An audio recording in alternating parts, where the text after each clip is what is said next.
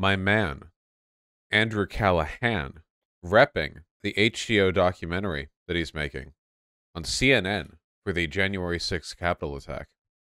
Pretty wild how far he's come, right? The crazy thing to me about Andrew Callaghan, outside of the fact that he produces great content, and holy shit, did they cake him in makeup for TV because he has no visible acne here. That must have taken a lot. Is that after he got f***ed over by the production company that owned his shit beforehand, he had the all gas no brakes channel, and then they were like, "Yeah, dude, actually we own your ass. You have to do what we say or you're f***ed." So he left, and then he made a new channel, and the new channel is even more successful than the old channel. Wild. The movie's not just about like the Capitol riot and all that. It's also about like media echo chambers. You know what I mean? And like the dangers of the 24-hour news cycle. I'm very dumb. Is makeup required for TV? If you're going to go on TV, like in person, a makeup crew will be there to touch you up beforehand. Yeah. I guess if you really wanted to, you could like refuse them and maybe that would work, but I don't even know. They might not even let you not go on. Yeah, I don't know. You might have to. And how I think mainstream media like Fox and even CNN like competes for views by running constant 24-hour news cycles based upon fear, division, outrage, and panic, probably to like sell ads. So it's not just about the Capitol riot. Yeah, I'm not exactly sure. First of all, I don't agree with what you're saying. Mad, angry, furious, angry, mad. But I'm not exactly sure of how that played into people going into the Capitol. Mad. And rioting on January 6th. There's nothing fake about furious. CNN. Oh, I'm not saying like fake news. I'm just saying ramping people up and increasing division during that period of time. The movie's not just about like the Capitol riot. How did he get the accusation that it was fake from what Andrew Callaghan said? How did he even pull that? You know, right now, the far right, by which I mean like mainstream conservatism in this country, is so bad that like the differences between what Fox News does and what MSNBC does are massive. They didn't used to be as big as they are now, but now they are.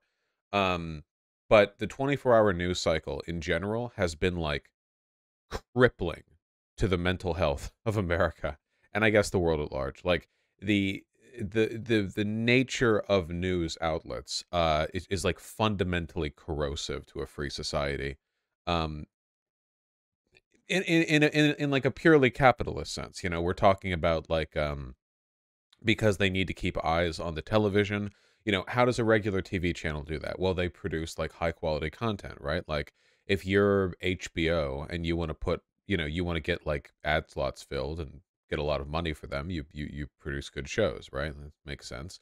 Not to say there's no exploitation there is, but with the news, you know, because their job is ostensibly to inform, you get this kind of like up incentive where, well, their job is to inform, but they still need to, if not entertain, then at least keep you reeled in, and that can, you know, that can lead to the sort of like a toxic incentive where they do stuff that's not great for news or public interest, but is good for the ratings.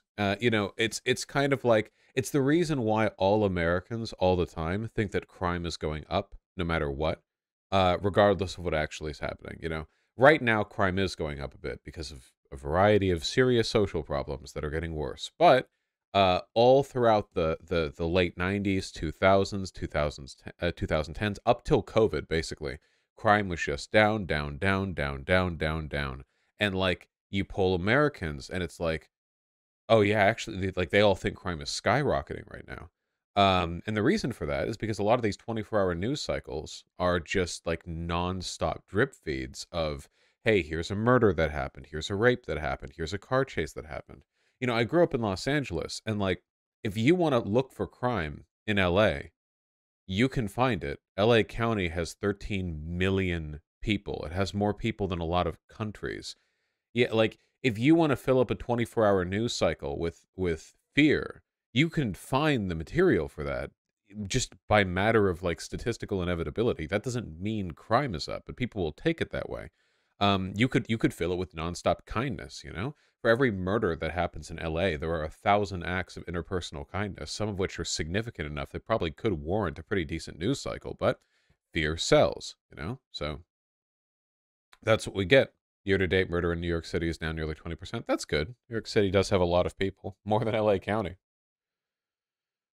There's that movie Nightcrawler with Jake Gyllenhaal, right? Isn't it about like night journalists trying to record like crime scenes? I haven't seen it. Oh, somebody else says Nightcrawler. The local TV isn't Nightcrawler an X-Men? The local TV channel hypes up the story of crime creeping into the suburbs to boost their viewership. Yeah. Like it's beneficial to 24-hour news cycles to keep people in a state of paranoia because they're more likely to watch the news and sort of fearfully contribute to that, you know? I mean, Fox News does this masterfully, right? There's a reason why, like, the Fox News boomer is an archetype in the way that CNN and MSNBC aren't.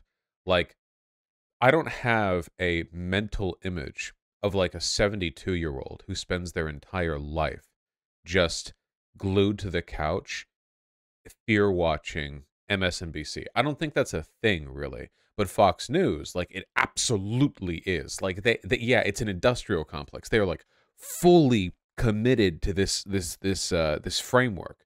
And it like ruins old people. Like it turns their brain into mush, you know? Anyone remember the mainstream Islamophobia after 9/11? Oh God.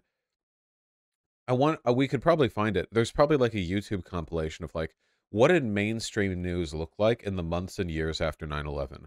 A lot of people in my community who are young will just never understand what post 9/11 America was like. I was really young at the time too. I mean, again, I was literally 7, but I was old enough that I got that things had changed, and I was old enough that in retrospect I could look back and contextualize a lot of the changes that I felt.